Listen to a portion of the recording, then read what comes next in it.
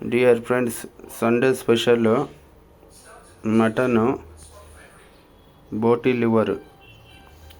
Mutton ಬಂದು ಸಾಂಬಾರು ಮಾಡ್ತೀವಿ, ಕೋಲಾರದ ಸ್ಟೈಲು. ಬೋಟಿ ಲಿವರ್ ಬಂದು ಫ್ರೈ ಮಾಡ್ತೀವಿ.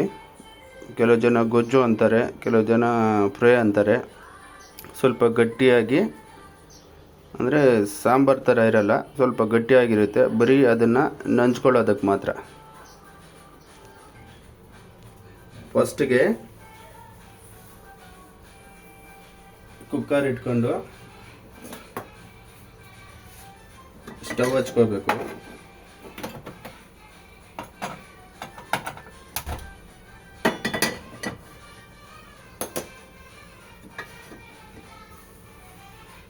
ಕುಕ್ಕರಲ್ಲಿರೋ ತೇವಾಂಶ ಎಲ್ಲ ಡ್ರೈ ಆಗಬೇಕು.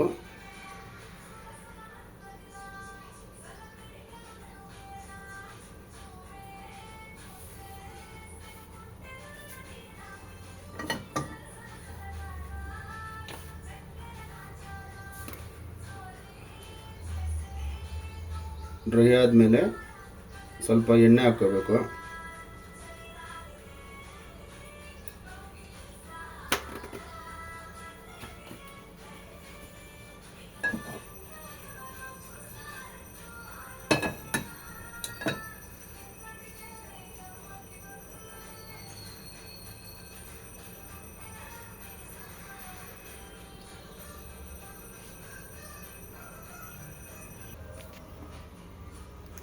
ಎಣ್ಣೆ ಬಿಸಿ ಆದಮೇಲೆ ಒಂದು ಈರುಳ್ಳಿ, ಒಂದು ಮೀಡಿಯಮ್ ಸೈಜು, ಜಾಸ್ತಿ ದೊಡ್ಡದೇನು ಬೇಡ.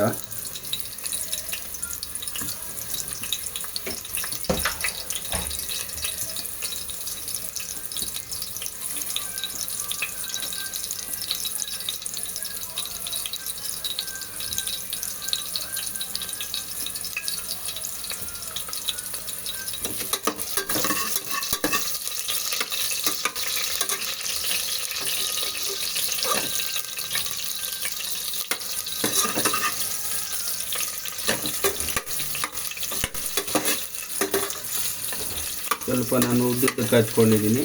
ನಿಮ್ಗೆ ಯಾವ ಥರ ಬೇಕಾದರೂ ಹಚ್ಕೊಳ್ಳಿ. ಆ್ಯಕ್ಚುಲಿ ಮಟನ್ಗೆ ಈರುಳ್ಳಿ ಹಾಕೋ ಅವಶ್ಯಕತೆ ಇಲ್ಲ. ಸ್ವಲ್ಪ ಟೇಸ್ಟಿಗೆ ಅಂದ್ಬಿಟ್ಟು ನಾನು ಈರುಳ್ಳಿ ಹಾಕಿದ್ದೀನಿ.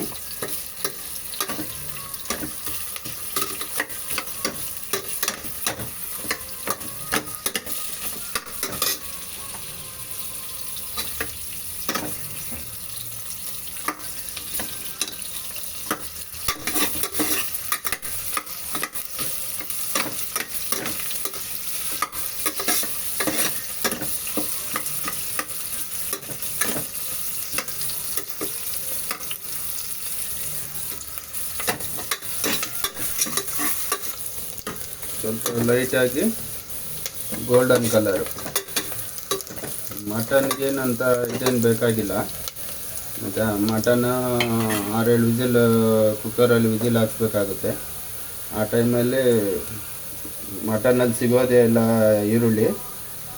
ಅದಾದಮೇಲೆ ಶುಂಠಿ ಬೆಳ್ಳುಳ್ಳಿ ಪೇಸ್ಟು ನಾರ್ಮಲಿ ಸ್ಪೂನಲ್ಲಿ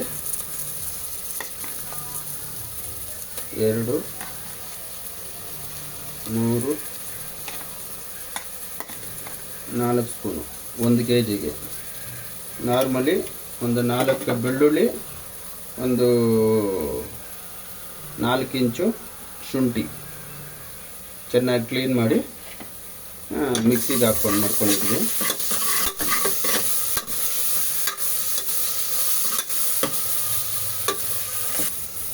ಶುಂಠಿ ಬೆಳ್ಳುಳ್ಳಿ ಪೇಸ್ಟು ಸ್ವಲ್ಪ ಹಸಿ ಸ್ಮೆಲ್ಲು ಕಡಿಮೆ ಆಗೋ ತನಕ ಲೈಟಾಗಿ ಫ್ರೈ ಮಾಡ್ಕೋಬೇಕು.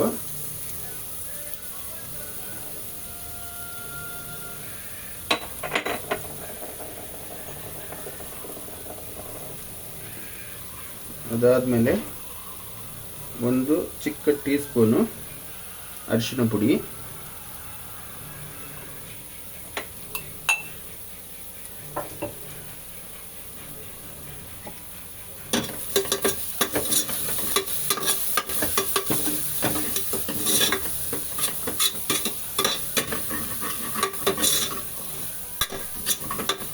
ಚೆನ್ನಾಗಿ ಮಿಕ್ಸ್ ಮಾಡ್ಕೋಬೇಕು.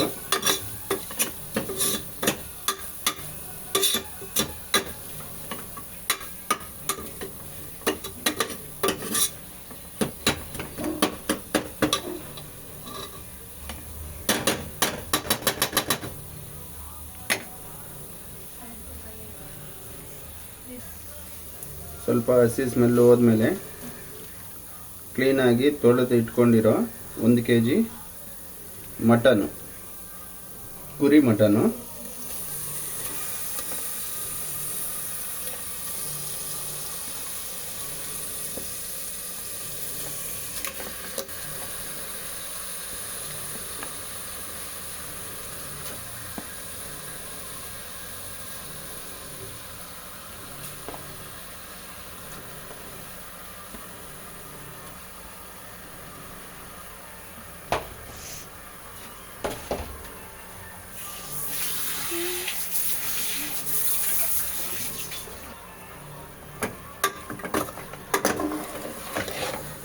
ಕ್ಲೀನಾಗಿ ಶುಂಠಿ ಬೆಳ್ಳುಳ್ಳಿ ಪೇಸ್ಟು ಮತ್ತು ಅರಿಶಿನ ಪುಡಿ ಬೇಯಿಸ್ಕೊಂಡಿದ್ವಲ್ಲ ಅದು ಮಟನ್ ಪೀಸ್ಗೆ ಚೆನ್ನಾಗಿ ಹಿಡಿಯೋ ತನಕ ಮಿಕ್ಸ್ ಮಾಡ್ಕೋಬೇಕು.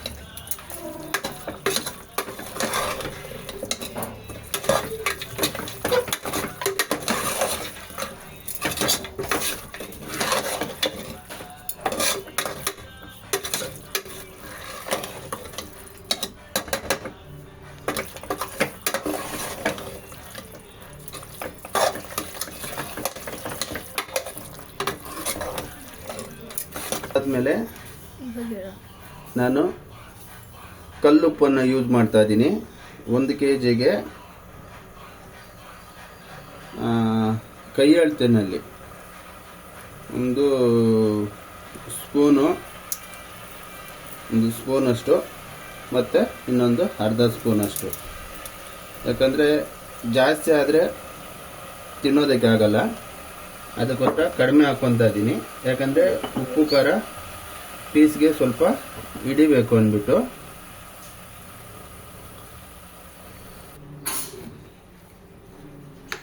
ನಾವು ನಮ್ಮ ಮನೆಯಲ್ಲಿ ಆದಷ್ಟು ಜಾಸ್ತಿ ಆರ್ಚಿ ಮಸಾಲಾನ ಯೂಸ್ ಮಾಡ್ತೀವಿ.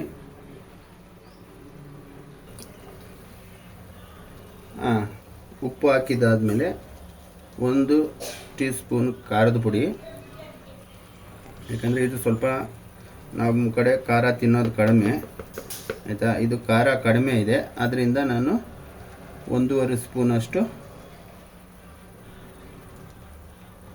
ಖಾರದ ಪುಡಿನ ಹಾಕ್ಕೊತಾ ಇದ್ದೀನಿ.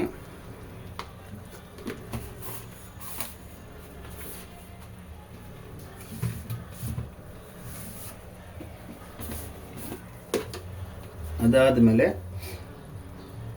2 ಸ್ಪೂನು ಧನಿಯಾ ಪೌಡರು,